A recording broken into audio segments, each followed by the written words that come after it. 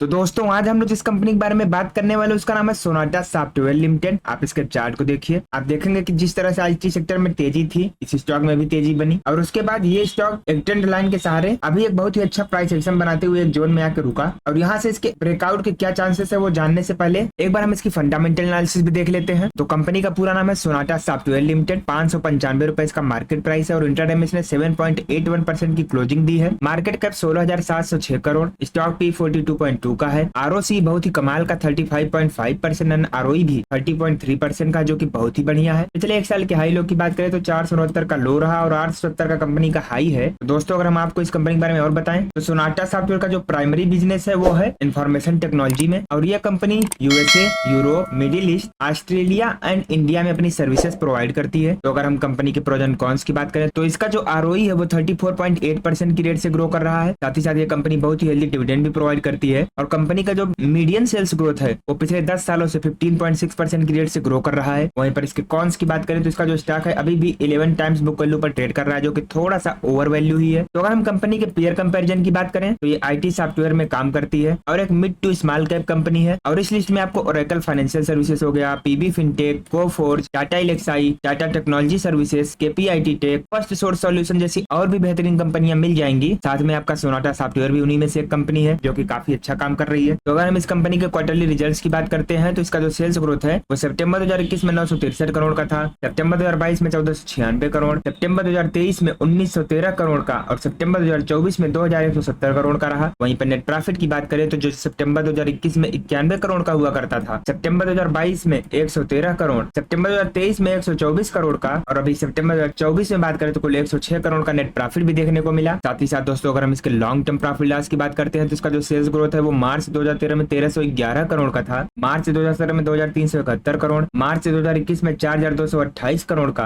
और करंट में कुल 9382 करोड़ का रहा। वहीं पर नेट प्रॉफिट की बात करें तो जहां मार्च 2013 में प्रॉफिट के नाम पर निगेटिव 28 करोड़ हुआ, मार्च 2017 में 157 करोड़ का प्रॉफिट, मार्च 2021 में 244 करोड़ का प्रॉफिट और अभी करंट में बात करें तो 276 करोड़ का टोटल प्रॉफिट है। यानी कि अब इसमें जो लगातार ग्रोथ आ रही है वो बहुत तेजी से आ रही है। बाकी अगर हम इसके स्टॉक प्राइस सीएजीआर की बात करें तो पिछले 10 सालों में कंपनी ने 28% की रेट से, पिछले 5 सालों में 39% की रेट से, पिछले 3 सालों में 26% की रेट से और पिछले 1 साल में -8% का रिटर्न दिया है कंपनी ने। साथ ही दोस्तों अगर हम कंपनी के बोरोइंग्स की बात करें तो जहां मार्च 2013 में 17 करोड़ का लोन था, मार्च 2017 में 55 करोड़ का, मार्च 2021 में 185 करोड़ का और सितंबर 2024 में 623 करोड़ का लोन हो गया है। जिसकी तुलना में अगर हम टोटल एसेट की बात करें तो जहां मार्च 2013 में 554 करोड़ का एसेट हुआ करता था, मार्च 2017 में 1198 करोड़ का, मार्च 2021 तक 1947 करोड़ का और अभी करंट में बात करें तो 4774 करोड़ का टोटल एसेट है। यानी कि इसके पास लोन की तुलना में बहुत ही ज्यादा एसेट है, तो यहाँ पर उतनी खास चिंता की बात नहीं है। तो अगर हम इसका शेयर होल्डिंग पैटर्न की बात करें तो जहां प्रमोटर्स की हिस्सेदारी दिसंबर 2021 में 28.17% थी, सितंबर 2024 में भी 28.17% ही है। दोस्तों प्रमोटर्स ने अपनी हिस्सेदारी बदली तो नहीं है लेकिन इनकी जो हिस्सेदारी है वो काफी कम है। वहीं एफआईआईज की बात करें तो 14% से घटकर 12.13% पर आ गए हैं। डीआईआईज की बात करें तो 14% से बढ़कर 23% के आसपास आ गए हैं एंड पब्लिक की जो होल्डिंग 41.99% हुआ करती थी वो घटकर 35.32% पर आ गई है। यानी कि इसके शेयर होल्डिंग पैटर्न में अगर हम बात करें तो डीआईआईज यानी कि म्यूचुअल फंड्स ने सबसे ज्यादा स्टेक बढ़ाया है। तो अगर हम कंपनी की फोरेंसिक एनालिसिस करें तो इसमें आपको 10 पॉजिटिव संकेत और 6 नेगेटिव संकेत भी देखने को मिलेंगे। जैसे कि कंपनी की अदर इनकम जो है वहाँ कोई दिक्कत की बात नहीं है, रिटेलर्स की होल्डिंग अभी ठीक ठाक चल रही है, कंपनी के प्रमोटर्स ने कोई भी शेयर प्लेज नहीं किया है और अच्छी बात है कि प्रमोटर्स अपना पोजीशन भी कम नहीं कर रहे हैं। वहीं कैपेक्स वर्सेस आरओसी की बात करें तो आरओसी जो है पिछले 3 सालों से काफी अच्छा मेंटेन होकर चल रहा है, आरओई भी पिछले 10 सालों से काफी तेजी से ग्रो कर रहा है, वर्किंग कैपिटल अंडर कंट्रोल है, इनका जो डेप्ट है वो मैनेजेबल है, सेल्स ग्रोथ में तेजी अभी बरकरार है और आरओसी की जो स्ट्रेंथ है वो लगातार स्ट्रांग होती नजर आ रही है। वहीं पर इनके बैलेंस शीट की बात करें तो उसमें भी कोई दिक्कत की बात नहीं है। हाँ, इनकी जो हिस्टोरिक वैल्यूएशन है पिछले 3 सालों के अभी प्रीमियम पर ट्रेड करने लगा है और डिप्रिसिएशन का इफेक्ट पड़ रहा है प्रॉफिट पर, जिसकी वजह से नेट प्रॉफिट में डेंट आ रहा है। बाकी अगर हम इसके रेवेन्यू की बात करें तो इनका जो प्रोडक्ट है IMS cloud 41%, data analytics 23%, Microsoft dynamic services 23% and 13% others. Location wise अगर हम ब्रेकअप करें तो इंडिया से अराउंड 48% का बिजनेस होता है, यूएसए से 37% का, यूरोप से 7.2% एंड 7.2% बाकी के वर्ड से। वहीं पर अगर उनके वर्टिकल्स की बात करें इंटरनेशनल में तो टेक, मीडिया एंड टेलीकॉम में around 32%, retail manufacturing and distribution 31%, BFSI 22%, health care and life sciences 10% and emerging sector में 5% का इनका योगदान है। ऑपरेटिंग प्रॉफिट का ब्रेकअप करें तो इंडिया से अराउंड 23% का प्रॉफिट आता है, बाकी का रेस्ट ऑफ द वर्ल्ड से। दोस्तों अगर हम इनके कस्टमर्स की बात करें तो इस लिस्ट में आपको आईबीएम हो गया, माइक्रो माइक्रोसॉफ्ट, ओरेकल जैसी कंपनियां इनके कस्टमर्स हैं। साथ में आपका leisure travels and hospitality private limited हुआ, ये भी इनके कस्टमर्स हैं। तो अब हम एक बार फिर से इसके चार्ट पर वापस आ चुके हैं। आप इसके चार्ट को देखेंगे तो आप जितना भी पीछे जाएंगे आपको एक अप ट्रेंड बनता नजर आएगा और ये स्टॉक लगातार ही धीरे धीरे ही सही लेकिन एक अप ट्रेंड में हमेशा से ही रहा है। और अभी ये जहां पर है